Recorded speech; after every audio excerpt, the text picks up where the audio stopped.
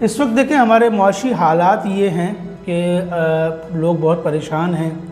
बहुत सारे बिज़नेस जो परमानेंटली बंद कर दिए गए हैं, क्लोज़ कर दिए गए या ऑनलाइन शिफ्ट हो गए। अब ऑनलाइन देखें अगर शिफ्ट हो गए तो वो कैसे शिफ्ट हुए, अगर उन्हें ऑनलाइन चीज़ें करना आती होंगी तो वो शिफ्ट होंगे, अदरवाइज़ क्या है कि वो क्लोज़ करके चले जाएंगे। अब एक बिज़नेसमैन है जो 3 महीने मुसलसल बंद करके बैठ जाता है, उसने दुकान अपनी बंद कर दी, उसने अपना मॉल बंद कर दिया, तो क्या होगा?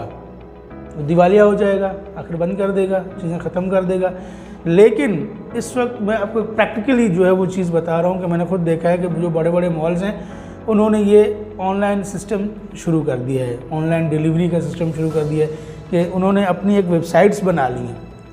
जो भी बड़े बड़े स्टोर्स हैं, आपके छोटे दुकानदारों का तो मैं नहीं कह सकता, लेकिन जो बड़े बड़े शॉपिंग मॉल्स हैं या बड़े बड़े जो सुपर स्टोर्स हैं उन्होंने अपना एक वेब पेज बना लिया, वेबसाइट बना ली, उसी में ट्रैफिक आ रही है, उसी में लोगों को जो उनके पास फिज़िकली शॉपिंग करने आ रहे हैं उनको भी वो तरगीब दे रहे हैं कि जी आप हमारी वेबसाइट पे जाकर भी चीज़ें ख़रीद सकते हैं।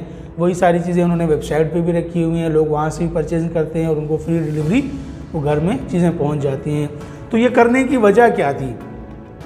ये वजह यही थी कि उन स्टोर्स ने ये सोचा कि ऐसा ना हो कि कोविड हमें बिल्कुल ही बंद कर दे या हमारे फाइनेंशियल जो फ्रीडम है वो ख़त्म हो जाए, तो उससे बेहतर है कि हम अपने आप को जो है वो ऑनलाइन चीज़ों में शिफ्ट कर लें। ठीक है।